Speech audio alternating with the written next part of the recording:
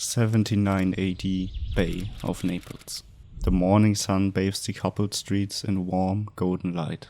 Sandals clatter across the basalt pavement as vendors loudly tout their wares. The sweet scent of freshly baked bread mingles with the salty breath of the nearby sea. A child runs laughing between the market stalls, pursued by a scolding father. It's a day like any other in this thriving city of the Bay of Naples. Nearly 20,000 people live, work, love, argue, and dream here. I have no idea that in a few hours everything will look different. The streets, now full of life, will be deserted. The white houses, gleaming in the sun, will burn and collapse. And the carefree people will all be dead. This is the tragedy of Pompeii.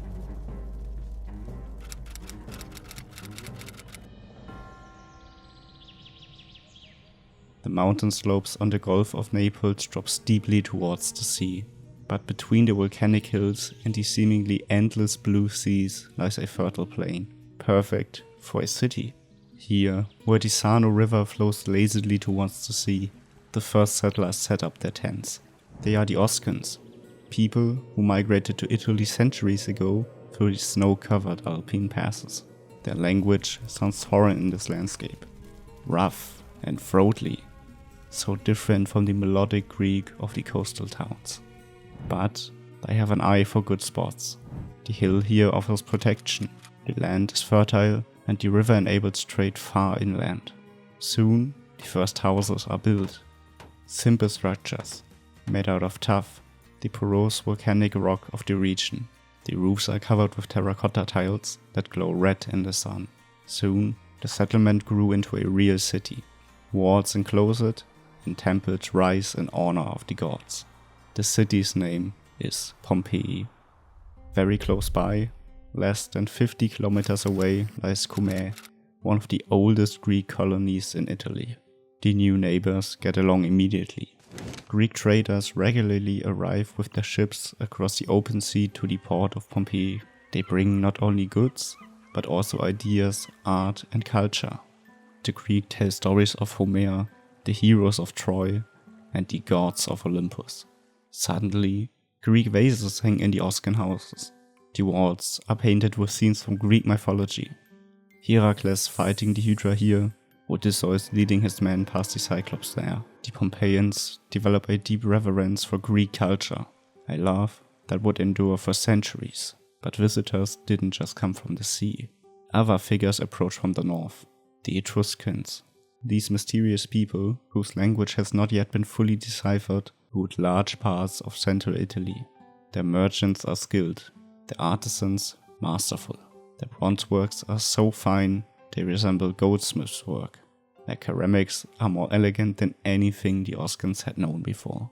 Suddenly, even in these early centuries, Pompeii becomes a melting pot of cultures. Oscans, Greeks, and Etruscans meet here, and together shape the face of the growing city.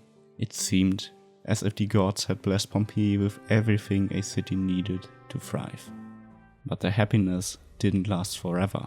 New faces emerged from the mountains of the interior, the Samnites. These warlike people also speak Oscan, but are tougher and more battle-hardened than the previous inhabitants of Pompeii. The year 420 BC marks a turning point. Near Cumae, the city that brought so much culture to Pompeii, the Samnites defeat the Greek hoplites. The Greeks, who had ruled the Gulf of Naples for centuries, are annihilated. News of the defeat reaches Pompeii the same day. The residents hastily pack their most valuable possessions and abruptly leave the city, fearing that the same fate might befall them.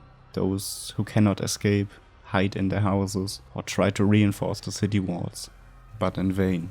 The Samnites arrive and conquer Pompeii, and they have their own ideas about a city.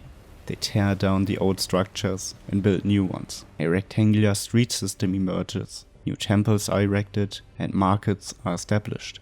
The city we know today slowly takes shape.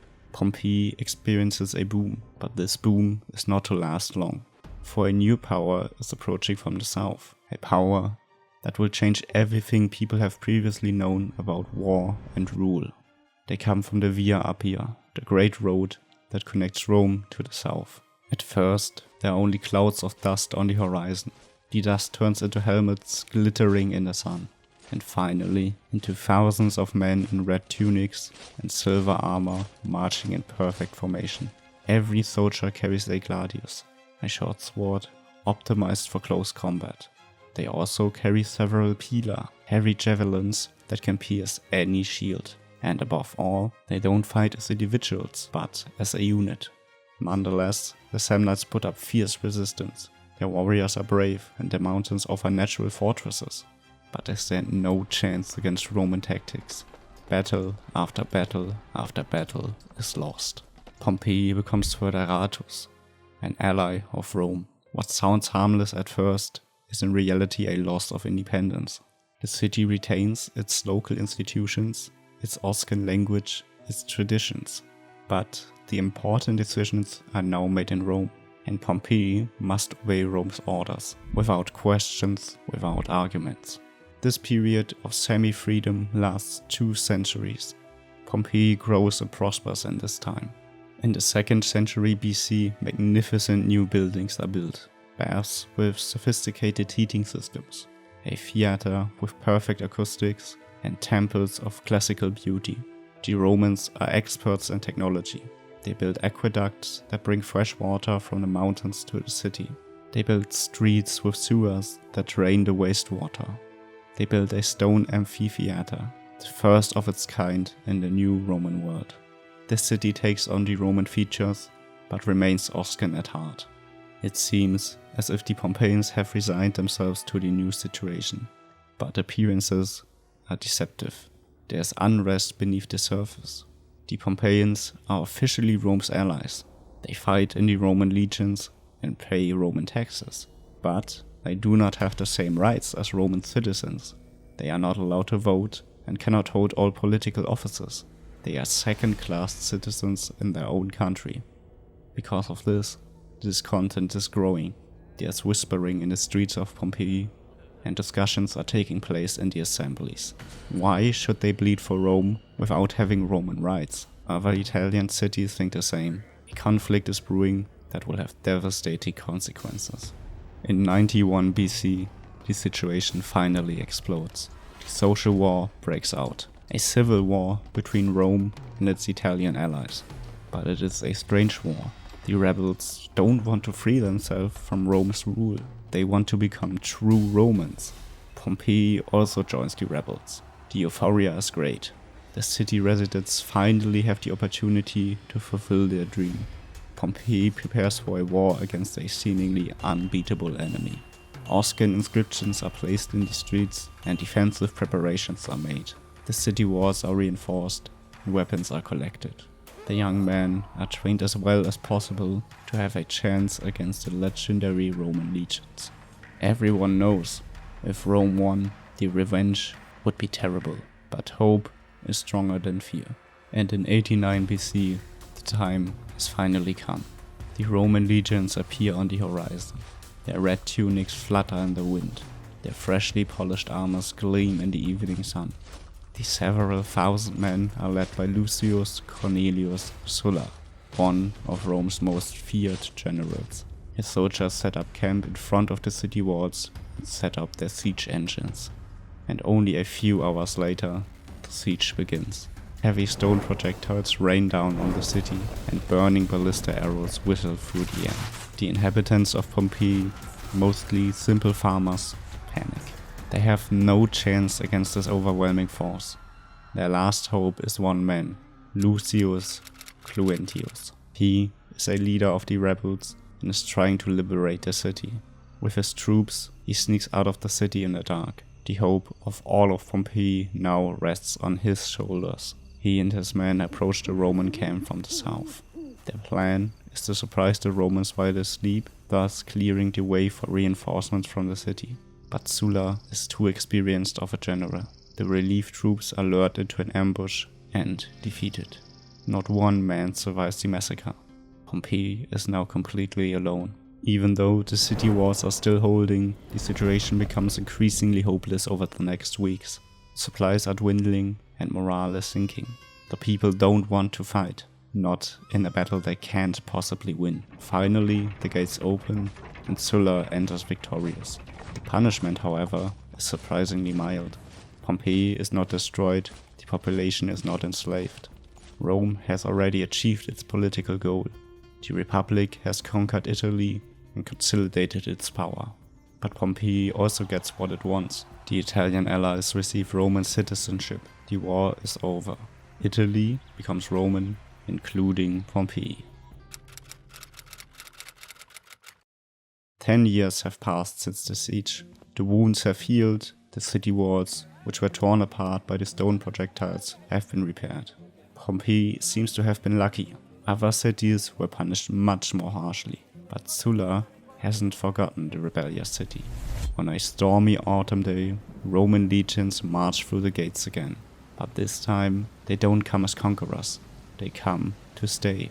2,000 of Sulla's veterans, battle-hardened soldiers who served in Gaul and Asia Minor are given land and houses in Pompeii. Overnight, the city grows by half and receives a new name that suits the Roman Empire: Colonia Cornelia Veneria Pompeiana. Cornelia after Sulla's family name, Veneria after his patron goddess Venus. The old name Pompeii becomes a suffix, and the city suddenly faces a huge problem. Where will all the new citizens live? The large villas on the seafront are hastily expanded. This is where the wealthiest veterans, the centurions and cavalry soldiers move in. The ordinary legionaries are given land outside the city and become farmers in the Campania.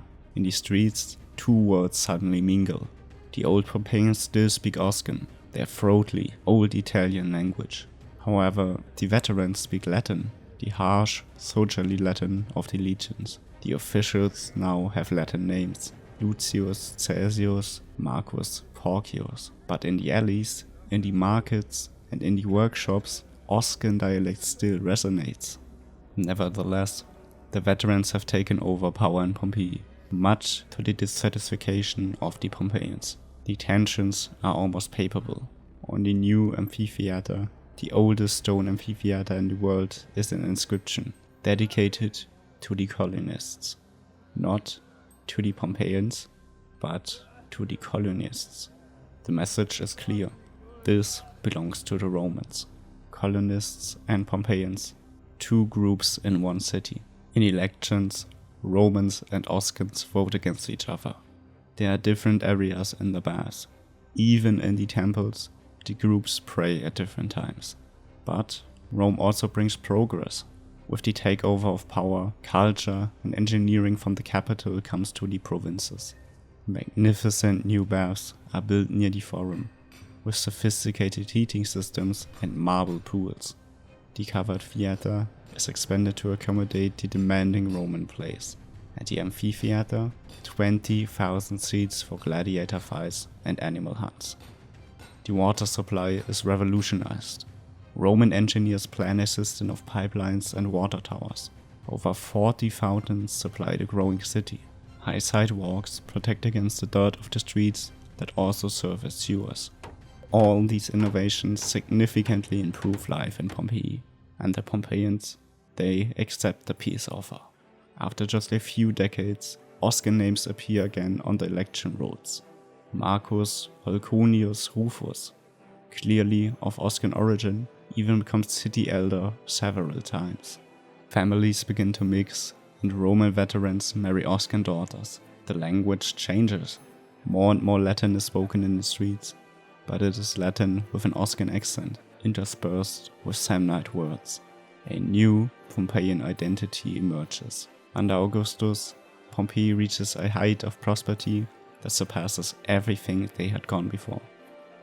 The city is now completely Roman, but with its own character. The Forum unfolds to its splendor. The great temple of Jupiter stands enthroned at the northern end, watching over the city. It is flanked by triumphal arcs for the imperial family. The basilica, a magnificent courtroom with Corinthian columns, testifies to prosperity and legal certainty. Here, on the marble pavement of the Forum, citizens meet. Merchants hawk their wares, lawyers discuss cases, and politicians canvass for votes. Religion in Pompeii also changed significantly during this time.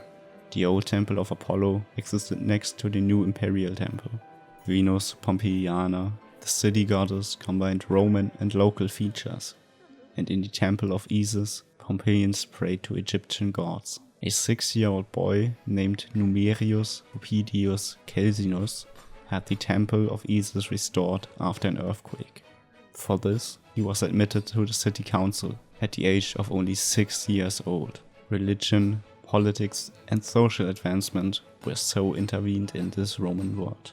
The large theater, built by the Romans, is now also open to the Pompeians. After all, it has space for 5,000 spectators, far more than the Romans could fill. Greek tragedies are performed here, as well as crude comedies and pantomimes. The seating arrangement reflects society. In front are the decurions, the city councillors. Behind them are ordinary citizens, and at the top are women and slaves. But that's nothing compared to the amphitheater. 20,000 people fit inside, more than the entire city's population. Here, gladiators fight, wild animals are hunted, and blood flows to honor the gods, and to entertain the people, both Roman and Pompeian. It seems as if the two groups have finally come to terms with each other. Perhaps everything would turn out well after all, but peace only lasts a short time.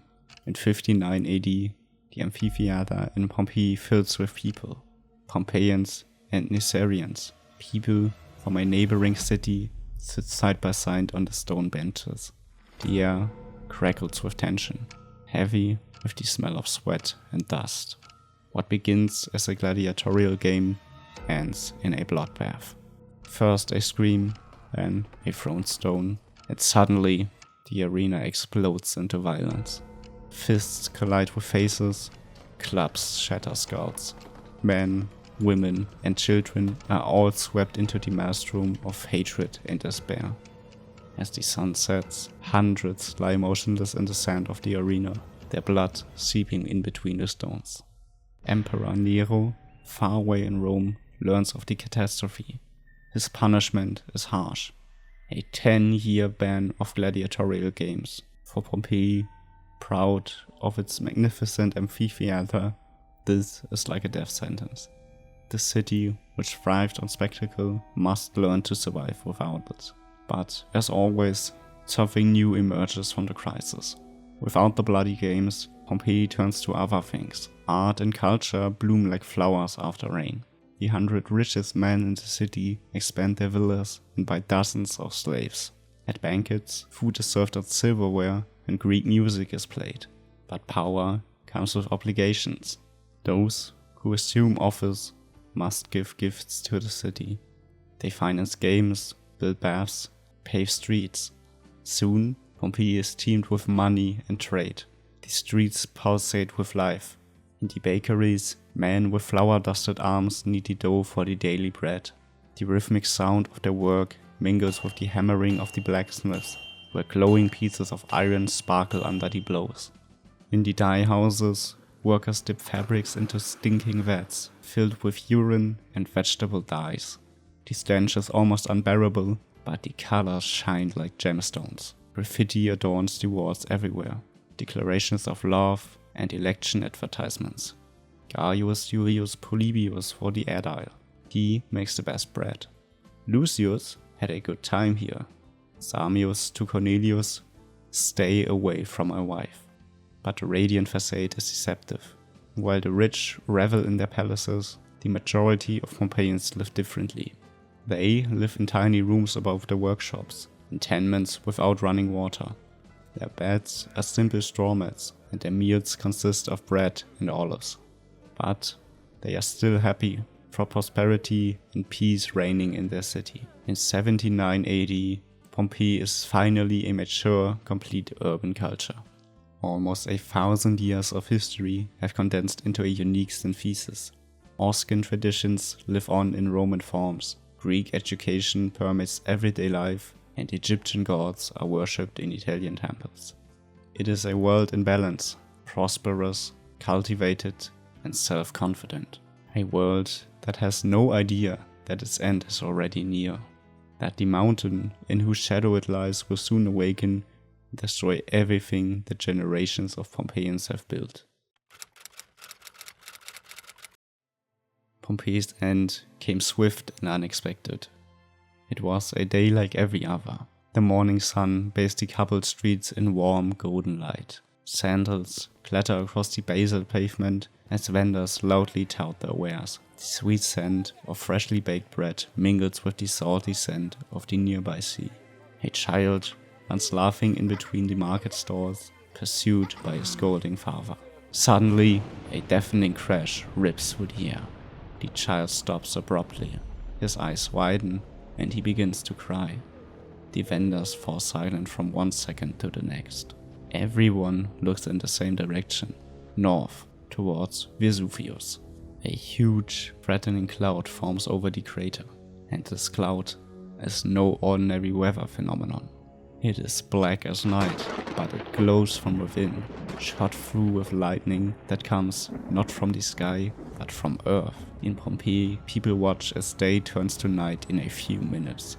The sky, just a moment ago bright blue, turns into a dark blanket that settles over the city. At that moment, a column of liquid fire shoots up, seeming to pierce the sky itself. Terrified screams erupt through the crowds. No one had ever seen anything like that. This must be the wrath of the gods, and to make matters worse, it starts to rain. But it's not water falling from the sky, but rather pumice, light, porous pieces of rock born in the flames of the Earth's interior suddenly rain down over the city. At first, only a few at a time, like the first drops before a thunderstorm. Then, ever more densely, ever more, a deadly hail of glowing ash and stone. The inhabitants of Pompeii run to their houses as fast as they can, holding whatever they can find above their heads, cloths, pottery, and even their bare hands. The pumice is hot, scorching hot. It even hisses when it hits wet surfaces, and the smell of sulfur hangs in the air like the breath of Pluto himself. Hour after hour after hour, the stony rain falls. The streets slowly fill.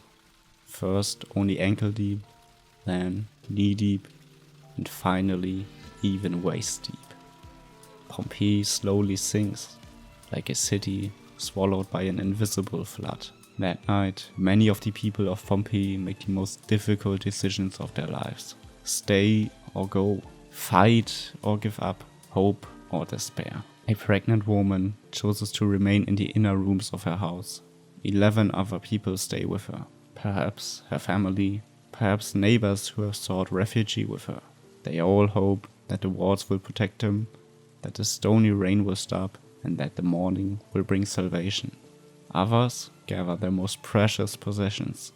A married couple only takes the bare essentials, a small key and a bronze lamp. They run out into the dark night, into the falling rain of stones, driven by the hope that they can make it. A wealthy family prepares more carefully. They pack a silver statue of Fortuna, a medicine box, a dagger for defense, and cash for the journey. 4 people, probably parents with 2 young daughters, set out into the terrible night a little later. As the morning of August 25th dawns, something unexpected happens. The pumice actually stops falling. After almost 12 hours of continuous rain from hell, there's suddenly silence. Doors and shutters that had been locked all night open hesitantly. People crawled out of their hiding places, trudged through the meter-high layers of pumice, and made their way to the city gates. Whatever had happened last night, they had survived. Friends, neighbors, and even strangers hugged each other overjoyed. But not everyone was in the mood to celebrate. A group of more than 20 people tried to escape together through one of the eastern gates, no matter where, as long as it was away from Vesuvius, out into what they thought was safe land. They started moving as many stones as they could. Their muscles burned and sweat ran into their eyes, but finally the gate gave in. But then the wave came. A pyroclastic flow, an avalanche of glowing gases, volcanic ash, and molten rock rolls down the slope of Vesuvius like the breath of a walking dragon. Everything it touches turns to ash. Trees, houses, people, everything disappears in an instant. Those who had just believed they were saved are caught by this invisible wall of death. Their bodies still show their final seconds. Tunics pulled over their heads as a last protection against the heat. Hands pressed to their faces against the poisonous gases. Bodies curled up in an instinctive defense against the inevitable. Even today, these people lie where they died. At the eastern gate, just a few meters from freedom.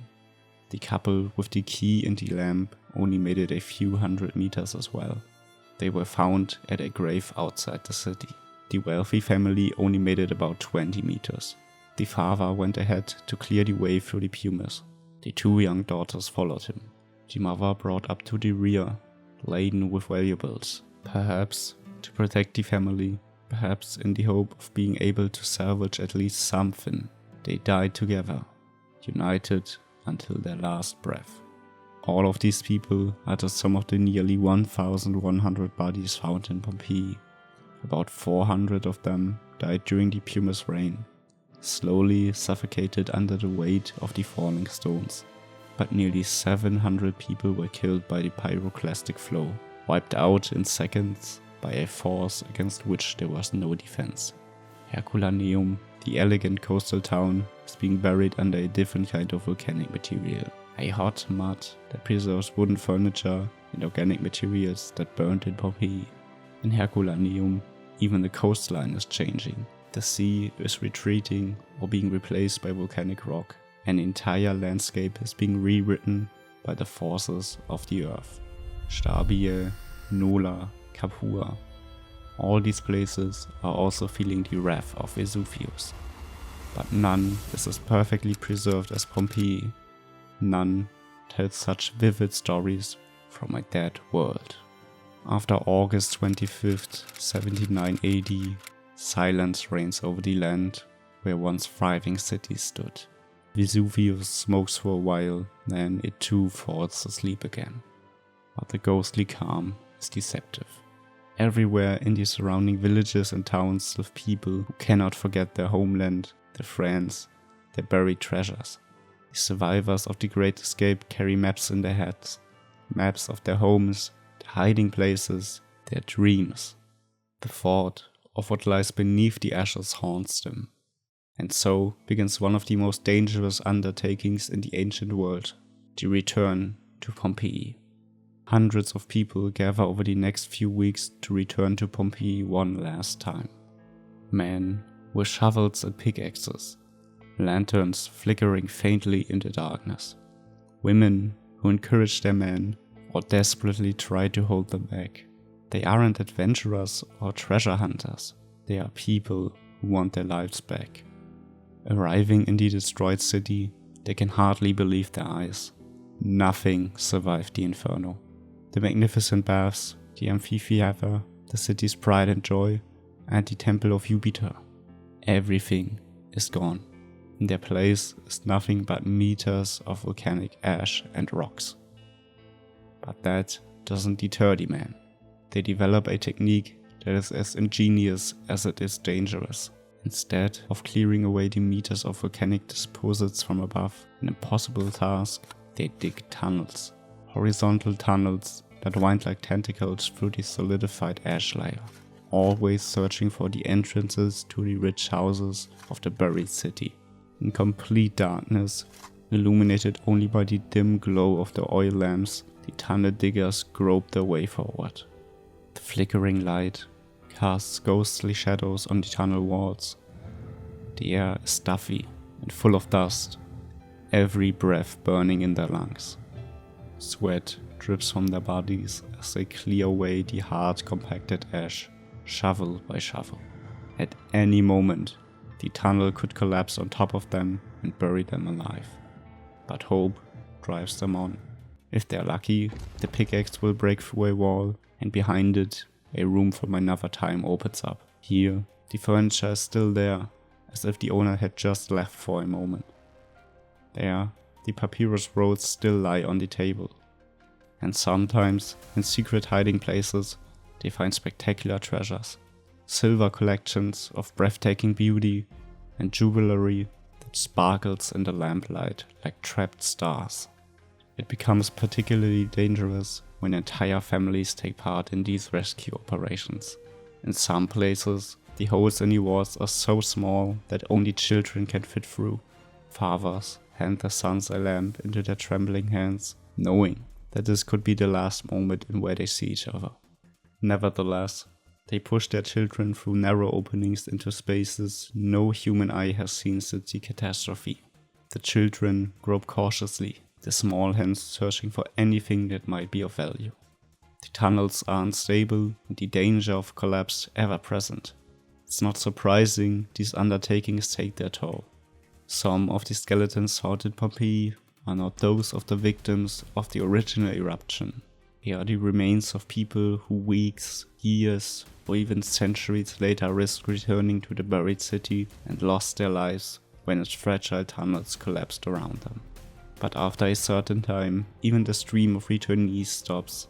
They took what was there to take, or no longer want to try their luck. But they all have one thing in common. Not one of them forgets the city destroyed by Vesuvius. They tell the story to their children, and so, over the centuries, the image of a city that was disturbed and troubled, evacuated and plundered emerges. A place that was not forgotten but remained known as a source of materials and treasures. Pompeii becomes an open secret, a treasure trove that everyone knows about, but that no one systematically explores, at least for the next 1,700 years. The 18th century brings a new kind of visitor to Pompeii. They are no longer desperate survivors, no longer occasional treasure hunters. They are gentlemen excavators, motivated by the awakening Enlightenment interest in the ancient world. These men arrive with carriages and servants. They have money and time, and a boundless fascination for everything old and valuable. Their methods are crude, their goals simple. They want spectacular finds for their collections or the collections of their royal clients. Suddenly, life returns to Pompeii. Here, dozens of workers work with shovels and pickaxes. There, a group of elegantly dressed men stands and watches the work. The wall paintings discovered are often cut out and removed immediately after their discovery. When a skeleton is uncovered, everyone gathers around the site. Sometimes, these are staged discoveries. The workers may be found the day before, but only presented when important people are visiting. One of the first notable discoveries dates back to the 1770s. The imprint of a woman's breast. It is a foretaste of what would later become Pompeii's most famous discoveries. But at that point, no one understood the true significance of these strange cavities in the rock.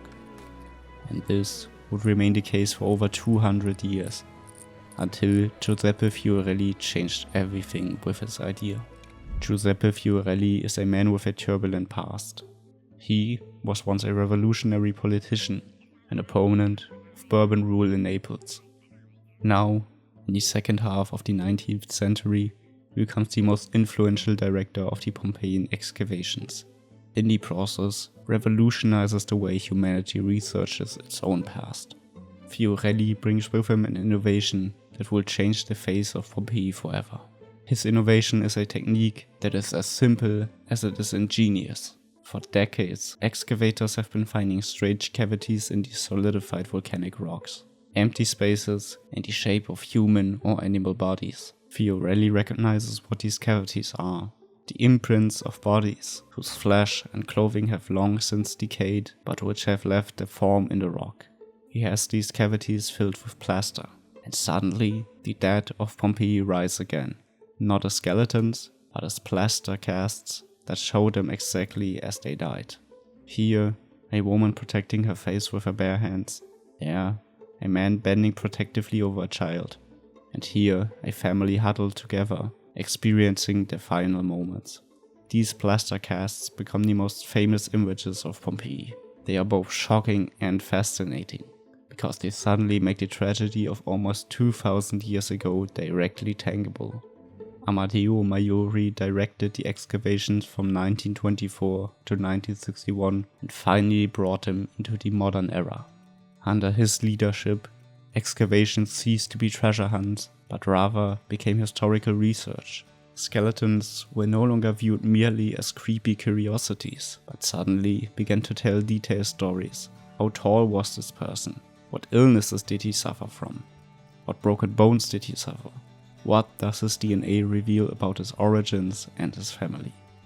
Seeds and pollen, tiny remnants of long withered plants, are analyzed and reveal which flowers bloomed in the gardens, which fruits the trees bore, and what landscape looked like when Pompeii was still alive. Root cavities are filled with plaster, just as the bodies of the dead once were. And suddenly, entire gardens are reconstructed, vineyards and olive gardens that have ceased to exist since the eruption. Even the oil in ancient lamps is chemically analyzed and reveals which plants were used for lighting. Some of the discoveries Maiori makes using Fiorelli's methods are still fascinating today. For example, the House of the Faun. With its 3,000 square meter floor space, it is larger than many medieval castles. One enters through an atrium guarded by a smiling faun, a bronze statue that appears to be dancing with outstretched arms. But the true jewel of the house lies deeper inside, the Alexander mosaic, a work of art made up of more than 1 million tiny pieces depicting the battle between Alexander the Great and the Persian king Darius. Centuries of artists have attempted to achieve the intensity and drama of this ancient masterpiece. Suddenly, the house of Vetti also becomes alive again. Belonged to two brothers who had achieved considerable wealth, presumably as freedmen prospering through trade and business acumen. Their house is stunningly beautiful. Each room is painted with frescoes, depicting mythological scenes, everyday life, and erotic depictions. In the garden, fountains tickle among statues and flower beds, an oasis of beauty in the middle of a bustling trading city. Much more important, however, are the landmarks of this once great city. The amphitheater, the Stabian themes, and the temples of Isis, Apollo, and Jupiter. All of them have been reconstructed and still amaze us with their breathtaking beauty today. However, the famous plaster casts of the sacrifices remain the most haunting messengers of the ancient city. They depict the dead at the moment of their death, but paradoxically, in doing so they immortalize them. When we walk through the streets of Pompeii today, we are not just walking through an archaeological site, we are walking through time itself. Here, where our feet meet the polygonal basalt stones, other feet walked 2000 years ago. Roman sandals, the hooves of donkeys, and the bare soles of children hurrying to school. The grooves in the stone, eroded by countless wheels, tell of a traffic that will never return. The walls around us have heard conversations in a language spoken today only by scholars. They have heard laughter and tears, prayers and curses, whispers of love and business negotiations. In these rooms, people were born and died, celebrated and mourned, just as they do today, only 2 millennia ago. Thus, Pompeii has become a place where life and death, destruction and preservation form a strange unity. It is a city of contradictions, dead and yet more alive than many modern cities, destroyed and yet better preserved than most ancient sites, past and yet immediately present. And perhaps that is Pompeii's most important lesson, that we are all part of a long chain of human experience. The Pompeians 2000 years ago, the medieval tunnel diggers, the gentleman excavators of the 18th century, the modern researchers with their scientific methods, and we are all seeking the same thing, to understand who we are, where we come from, and what it means to be human. And when we tell these stories, as we have done today, we too become part of this long chain. We too are woven into the great fabric of time that connects past, present, and future.